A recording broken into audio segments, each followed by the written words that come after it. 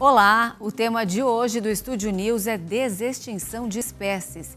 E para conversar com a gente, nós recebemos o Marcelo Brandão, pesquisador do Centro de Biologia Molecular e Engenharia Genética da Unicamp e presidente da Associação Brasileira de Bioinformática e Biologia Computacional, e o Vasco Azevedo, professor titular do Departamento de Genética, Ecologia e Evolução do Instituto de Ciências Biológicas da UFMG. Sejam muito bem-vindos, é um prazer recebê-los. O que antes era visto apenas em filmes de ficção científica, agora está perto de se tornar realidade. Já pensou poder estar perto de animais que eram só conhecidos por fotografias ou observados em museus pelo mundo? Seria essa a realidade com o avanço da desextinção? Marcelo, como esse fenômeno seria possível? Explica pra gente. Olá, Renata. Sim, a gente está no início de uma era nova aí da biologia molecular e da biotecnologia que vai tornar isso possível. Eu gosto de juntar muito essa resposta um exemplo. Há muito tempo atrás, lembra que tinha aqueles simuladores de voos super simples, era apenas uns fios no computador, e nós estamos nessa época, mostrando que a tecnologia é possível, existe essa vontade dos pesquisadores, né, de trazer as novas espécies. E essa tecnologia que foi apresentada agora é um caminho inicial. Mas, Renato, nós estamos no início. Nós estamos na época que aqueles simuladores de voos eram todos em uma tela preta, uns fios vermelhos ou verdes. Ainda tem muito a ser desenvolvido daí para frente. Eu creio que, não sei se os nossos filhos, mas provavelmente os nossos netos vão começar a ver alguma resposta dessa tecnologia que agora aponta dentro da área de biologia e da biotecnologia e também da biologia molecular. Sem dúvida é algo que demanda aí bastante pesquisa. Vasco, é algo que já vem sendo estudado também há bastante tempo e que poderia, então, realmente trazer de volta animais extintos, por exemplo, há milhares de anos? Olha, eu acredito que já vem sendo tentado e sendo feito, mas o problema para mim, até que eu chamo a atenção, é nós estamos tendo perda de várias espécies numa velocidade muito grande.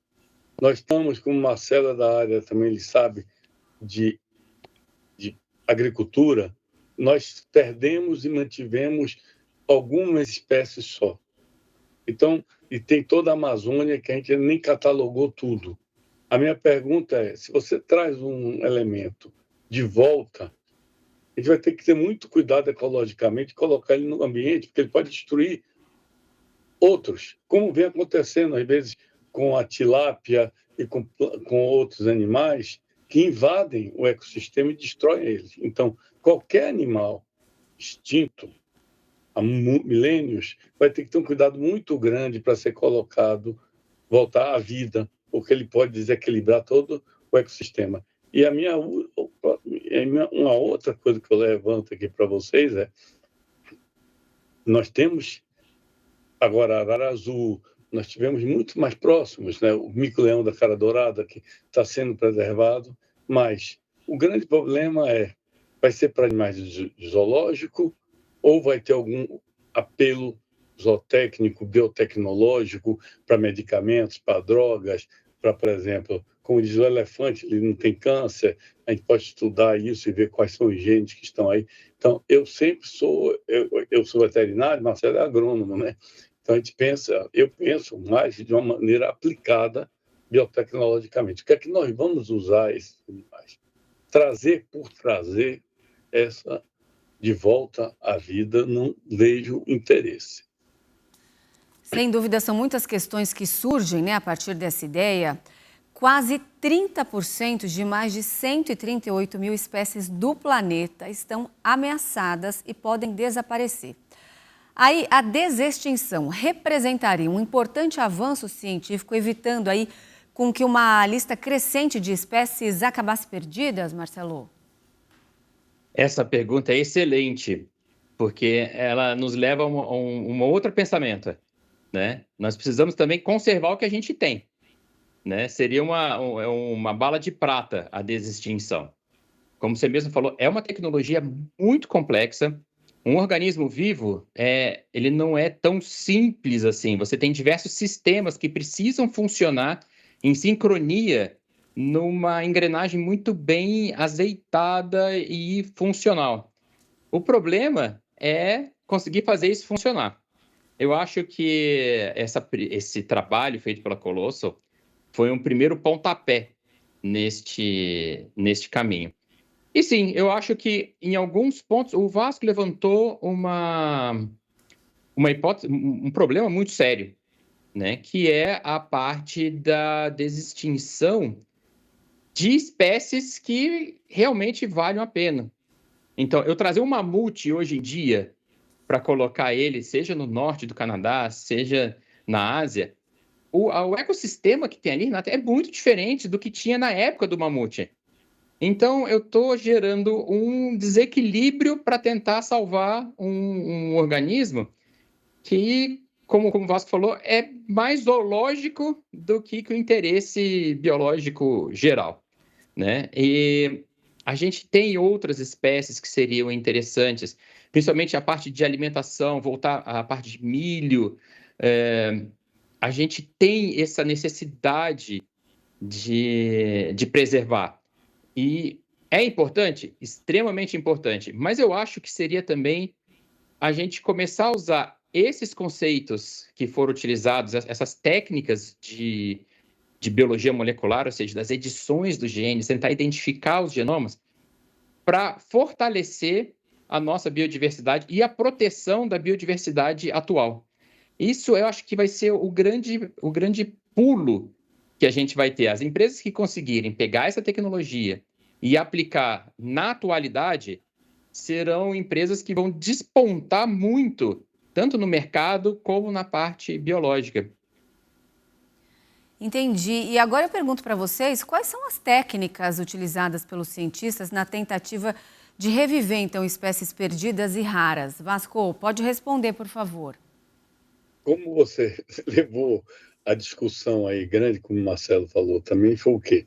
Pegaram os lobos terríveis, que levantou toda essa... colocou em cadela de grande porte. Então, hoje a gente consegue, né, fazer algumas manipulações genéticas que até consegue se fazer um espermatozoide, se consegue fazer um óvulo, que a gente fez clonagem com a Dolly, tem várias coisas que está aí, né? Então, a gente pode fazer um mamute, vamos dizer, com um elefante, que a gente, com o mesmo tamanho, mais próximo, e colocar e fazer, né, cruzamentos até chegar mais próximo dele.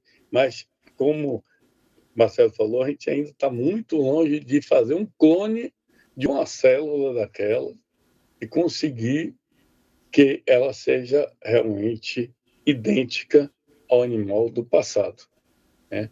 Teve discussões que os lobos terríveis eram vermelhos, não brancos, etc. E tal.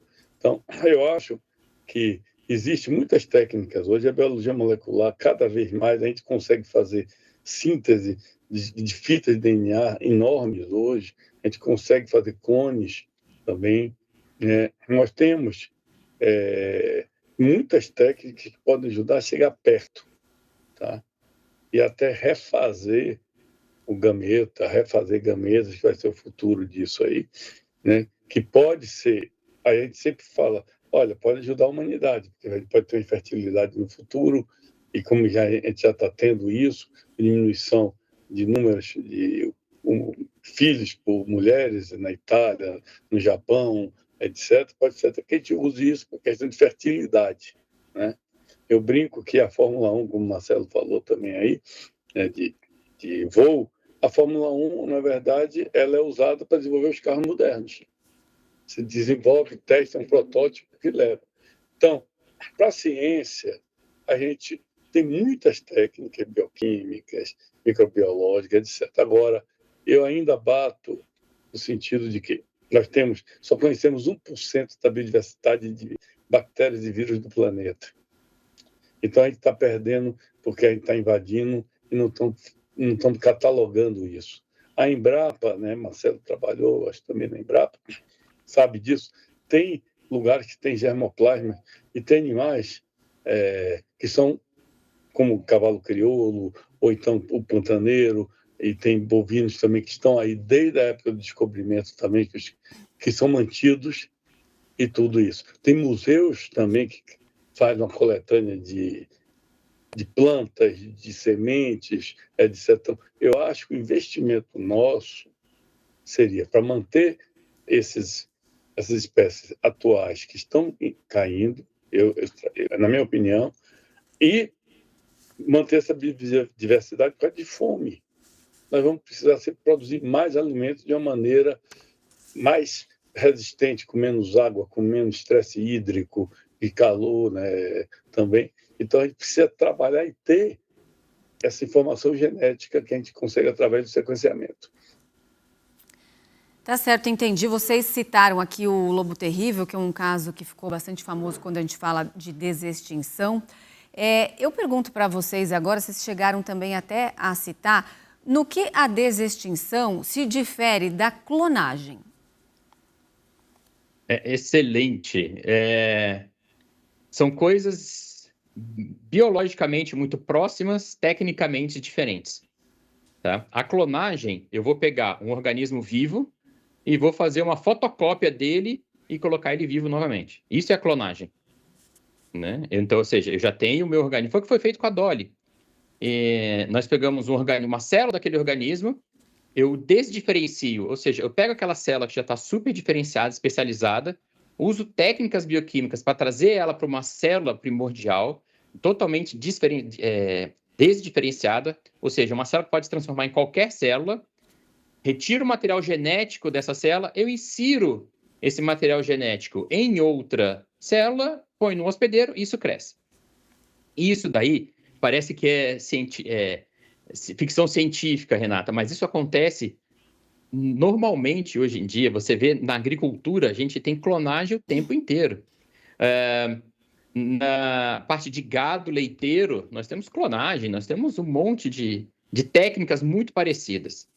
A desextinção, o que acontece? Eu não tenho mais esse material, eu não tenho mais esse organismo vivo. Eu tenho ou ele preservado em turfa, que é um componente orgânico, parece uma grama, que fica congelado, que é o caso do mamute, que eles acharam um mamute congelado em turfa. Deste material que já está extinto, eu tiro o material molecular dele, vejo o que está funcionando ali dentro e insiro esse material em um outro organismo. Aqui está o ponto primordial da diferença entre clonagem e a desextinção. Na clonagem, eu pego um indivíduo de uma espécie e eu faço toda essa parte de desdiferenciação da célula e insiro no hospedeiro da mesma espécie. Então, a mãe deste animal, deste clone, é a mãe da mesma espécie. Na desextinção, eu não tenho esse material, eu não tenho esse organismo da mesma espécie. Então, eu pego uma espécie muito próxima, eu pego todo o material genético e coloco numa célula vamos chamar hospedeiro, e esse hospedeiro faz a gestação deste novo organismo. Tá? Essa é a principal diferença entre clonagem e a desextinção. Ótimo, muito bem explicado. Aí agora eu pergunto, se é possível trazer de volta algo idêntico a uma espécie que já existia, até que ponto esses animais recriados eles podem se assemelhar aos originais, Vasco? Como o Marcelo falou em relação à clonagem, ainda nós não temos essa tecnologia para fazer um clone, né, que não seria de um ser que foi encontrado congelado aí agora, tá? Nós poderíamos tentar, por exemplo, até pegar o espermatozoide desse mamute e ver como é que está esse estado para colocar, mas fazer cruzamento, né? E aí até voltar à proximidade, tá? Mas a mesma coisa, essas espécies tiveram duas coisas: desapareceram ou evoluíram, né? Teve sempre isso na natureza. E nós, como eu falei para vocês, o grande problema é que nós vamos gastar bilhões, eu bato sempre nessa mesma tecla com vocês, mas qual o valor agregado a esse produto? Porque, por exemplo, nós hoje temos cana, né? Se Marcelo for falar, tem canas de diferentes espécies, elas são difíceis de trabalhar, são geneticamente, tá? Mas hoje a gente consegue produzir uma variedade de cana que produz 10 vezes, 20 vezes mais do que antigamente para fazer o nosso etanol. Com energia limpa, espetacular, né? Que a gente pode colocar no mesmo nível da elétrica, de repente, né? E é uma tecnologia brasileira. Então, aí Marcelo fala, Vasco, tem uma cana preservada na Exalc, que ela tem um gene tal. Se a gente colocar esse gene nessa cana, a gente pode fazer uma melhora na digestibilidade dela, uma melhora para a parte ambiental, etc. Então, é isso que eu fico sempre preocupado. A gente vai conseguir, sim, tecnologicamente, é tudo questão de tempo e de evolução, tá? Das nossas técnicas. Então, tudo vai muito rápido hoje, né? Nós conseguimos produzir insulina humana, nós conseguimos produzir vacina em 9 meses, como foi agora na pandemia, etc. Então, os instrumentos estão evoluindo rapidamente. Como o Marcelo falou, a gente vai ter uma capacidade de chegar até a um clone daquela espécie futuramente, né? Idêntico, tá? Mas ainda não temos. Mas, novamente, eu falo isso. O que é que nós vamos agregar? O que é que a gente vai trazer? Tá? Então, por exemplo, manter tubarão agora não seria mais interessante por causa da cartilagem dele, de produtos para manter a vida? E como a gente consegue equilibrar esse ecossistema que vamos chegar a 8 bilhões de pessoas no mundo? Essa a coisa que eu tento sempre... Assim, as façanhas tecnológicas são muito interessantes, mas a gente tem, para sobreviver esse animal, ele vai sobreviver 30, 40 anos, mas vai gastar, por exemplo, vai comer 50 quilos por dia ou 100 quilos por dia, vai destruir o ecossistema tal, vai desequilibrar tudo. Hoje nós estamos aprendendo, tá? O que a gente... Como fazer manejo. Eu vou dar um exemplo. Quando eu comecei minha carreira na veterinária, nós trouxemos uma vaca para a Bahia, chamada Fleckville, uma vaca vermelha e branca. Ela produzia leite e carne, era mista. Chegou na Bahia, não produziu nem leite nem carne, porque ela sentia um calor horroroso, ela ficava dentro d'água o dia inteiro e não comia. Então, nós temos que trazer e pensar qual o ecossistema que ele estava. Será que o nosso ecossistema atual esse animal vai ter bem-estar? Que é uma coisa que a gente vive hoje. Como a gente dá bem-estar aos animais domésticos, principalmente de criação. Você entendeu onde eu quis chegar com isso? Entendeu? Marcelo, antes complementar. Sim, eu concordo. A gente precisa... Tem muita coisa para ser estudada. Tem muita. Renata, eu gosto de aventura, fui escoteiro. Tem uma coisa interessante. O pessoal falava que era a teoria da montanha. Você chega para o alpinista e fala assim: por que você sobe a montanha? Porque você vai chegar lá, não tem nada. Ele fala assim: subir a montanha porque ela está lá. Então, nós temos que pensar muito bem nesse investimento que a gente tem, né? Eu acho que só a técnica está feita. Eu acho que a grande vantagem, o grande agregado que a gente tem nessa técnica atualmente foi que eles mostraram que eles conseguem fazer uma mudança no genoma. Essa mudança, ela é persistente, ela não é uma mudança transiente, ou seja, que ela vai acabar, ela é ir no mamífero grande. Então, as implicações que nós temos aí para o futuro, Renata, são fantásticas. Que se eu tenho... Isso aconteceu, eu vou até falar, isso aconteceu agora. Teve uma criança nos Estados Unidos, que ele tinha uma síndrome, e o seu genoma foi editado. E essa criança começou a produzir a enzima que ele produzia defeituosamente, ele começou a produzir a enzima normal. E tudo leva a crer que essa criança vai ter vida normal. E a técnica utilizada para fazer este tratamento genético na criança é exatamente a mesma técnica que foi utilizada para fazer os lobos terríveis. Então, eu brinquei no início, né, falando do simulador de voo. Hoje em dia tem aquelas coisas hiperrealistas, mas nós temos aí 30 anos de desenvolvimento. Então, eu acho que nós estamos ali no inicinho e já começamos a ter estamos começando a colher, Renata, alguns frutos dessa nova tecnologia, né? Eu acho que a gente está trazendo, a gente está num caminho certo aí para a gente fazer, mas ainda é um caminho muito longo. Nós temos que ainda tem que desenvolver a parte molecular, como que a gente vai trabalhar com esse material. Nós temos que desenvolver a parte ética desse sistema e a parte técnica mesmo. Porque a gente está falando aqui de organismo, só organismo, como que foi feito, um organismo novo, foi desextinto. Mas a parte de análise de dados e computação por trás disso, que houve por trás disso, é imensa, é um trabalho gigantesco. Então, a gente tem não só biólogos e veterinários trabalhando nessa parte, mas nós temos o pessoal da computação, da ciência de dados, para tentar identificar esses pontos e como trabalhar com eles. Pergunto, quais são os principais riscos ambientais de reintroduzir uma espécie extinta? Vocês já deram umas dicas aqui para a gente de que isso pode causar um grande desequilíbrio ecológico, né? E mais, como o clima pode também interferir nessa tentativa de trazer os animais de volta? Vocês também deram um exemplo agora de uma vaca que não se adaptou ao calor. Por exemplo, espécies adaptadas ao frio não sobreviveriam ao ecossistema atual, que está aquecendo rapidamente, a gente sabe, causando uma grave crise climática em todo o mundo, que esse é um dos grandes problemas ambientais da atualidade, não é isso? Pode responder primeiro, Vasco. Sim, como nós tratamos em relação a isso, né?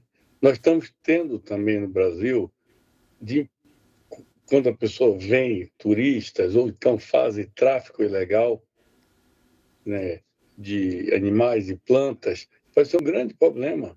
Podem trazer doenças, pode trazer vírus novos, que pode pular, né, de espécie, como agora está acontecendo com a influenza aviária.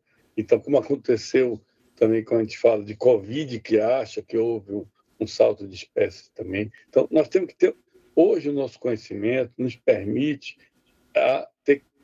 pensar sempre na cautela. Cautela é essencial. Então, nós temos que ter um cuidado muito grande de trazer espécies que não são nossas para o Brasil, plantas que não são nossas, animais que não são nossos. E isso em relação ao mundo também, porque tem todo um ecossistema que pode se destruir. Como está acontecendo agora com o pirarucu, que está descendo da Amazônia para os rios do Nordeste. Tá? E está destruindo a diversidade também de peixes dos nossos rios. Então, estou falando uma coisa atual, mas o que pode levar essa desextinção a causar problemas gravíssimos. Então, tem que ter todo um conjunto de conhecimento que nós aprendemos em cima de tragédias que já ocorreram com a gente. E eu quero falar com o Marcelo agora em relação a que a gente sabe que durante todo esse processo aí de estudos existem questões éticas bastante complexas. Um dos exemplos, o uso de outros animais para gerir os animais que estão sendo desextintos. Marcelo, nos conte mais, o que você nos tem a dizer sobre isso, sobre esse lado ético da pesquisa?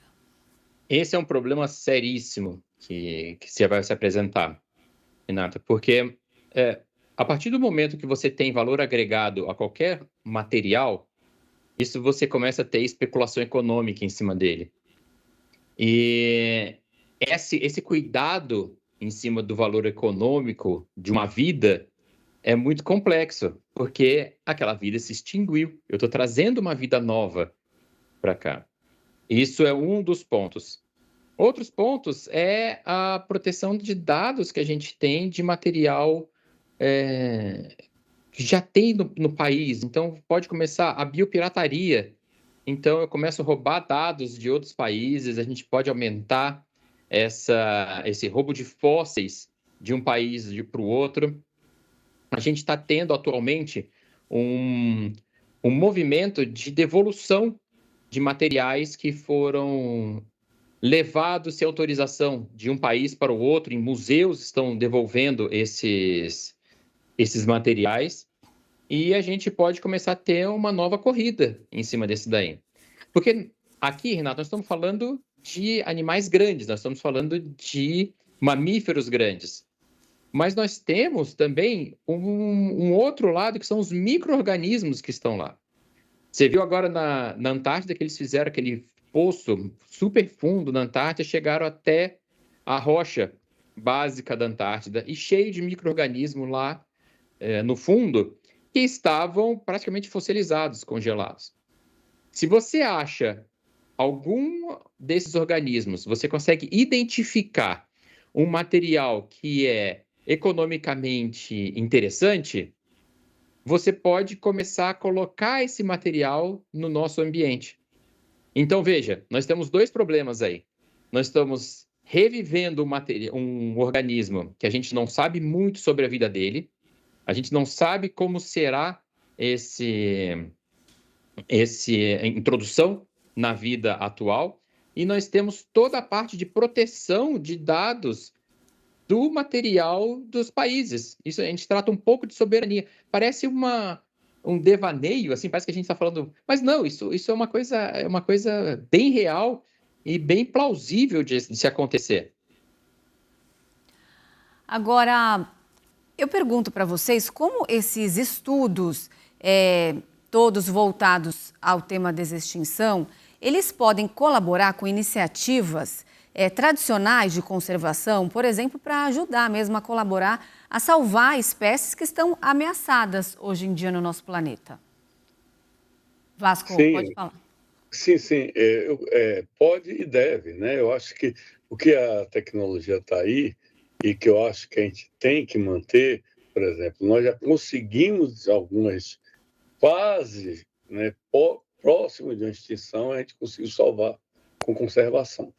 Então, a gente precisa realmente manter, assim, conservação desses animais, ter essas técnicas, desenvolver essas técnicas, sim, por questões de proteção futura para a gente também, como humanidade, como planeta. E, como eu falo assim, por que nós estamos pensando em Marte? Um dia vai acontecer o que aconteceu com a Europa, que foi para o Novo Mundo. Se a gente não vai... Nós temos recursos pequenos, nós vamos chegar a um ponto que não tem que exportar seres humanos, exportar animais, recolonizar outros países, se na sequência, né?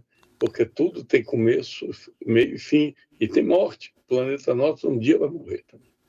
Então, quanto mais a gente conservar, mais a gente prolonga a nossa vida como espécie aqui e de outras espécies. Então, acho que essas técnicas, eu tenho certeza, que eu estou falando até em nome do Marcelo também, que nós temos certeza que nós somos a favor da ciência e desenvolvimento de técnicas, e quem sabe essas técnicas vão nos ajudar em muito no futuro. Então, acho que ele não tem que parar aí, essas técnicas. Só tem que usar ela com sapiência, com ética, etc. Renato, Com sabedoria e consciência, isso mesmo. Pode complementar, Marcelo. Só complementar uma coisa. A gente pensa em museu como aquela coisa estática que mostra ou arte ou animais empalhados. Mas existe um ramo hoje do museu que chama museômica. Ou seja, é a preservação de material molecular da nossa biodiversidade. Isso daí cai dentro dessa pergunta que você fez. Nós estamos pensando em desextinção, mas nós podemos começar a gerar bancos de dados dos organismos que estão vivos hoje em dia. Né? O Vasco comentou aí, vamos para Marte. Em vez de você levar todo o material, um animal gigante, várias vacas, você pode levar uma, que vamos colocar, que seria a portadora de óvulos, e todo o material molecular. E outro lado, a gente pode preservar o material molecular que nós temos hoje em dia, ou seja, nós temos os genomas, E essa linha da museômica faz exatamente isso. Está preservando as espécies, está preservando o que está acontecendo. Está acontecendo agora a Expedição Amazônia, que estão levantando os animais que tem na Amazônia e vai se guardar o DNA desses animais. Porque, havendo uma extinção, houve algum problema no nosso ambiente, nós sabemos que populações estavam lá, como levantar essas populações de volta, qual que era a importância. Então, essas técnicas vão muito além da desextinção. Nós temos também essa parte de salvaguardar nosso conteúdo genético e o nosso conteúdo molecular para as gerações futuras. Olha, não temos mais tempo, infelizmente, mas eu agradeço vocês dois por nos esclarecer aí vários aspectos de um tema tão interessante, tão complexo ao mesmo tempo. Muito obrigada pela participação. Até uma próxima, viu? Muito obrigado a vocês. Como professores e pesquisadores que nós somos, sempre queremos atender a sociedade. Tá? A Unicamp faz um papel espetacular em relação a isso, a UFMG também. Então, de atender vocês, e fazer essa tradução dessa linguagem para o público. Isso. Muito obrigado, Renato, pelo convite e estamos aí. Obrigado a todos. Até mais. Bom, o Estúdio News de hoje fica por aqui. Eu conversei com o Marcelo Brandão, pesquisador do Centro de Biologia Molecular e Engenharia Genética da Unicamp e presidente da Associação Brasileira de Bioinformática e Biologia Computacional, e com o Vasco Azevedo, professor titular do Departamento de Genética, Ecologia e Evolução do Instituto de Ciências Biológicas da UFMG. Lembrando que você já pode acompanhar essa entrevista pelo nosso canal no YouTube, no Play Plus e também pelo nosso podcast disponível no Spotify e no Deezer. Eu espero você no próximo programa. Até lá!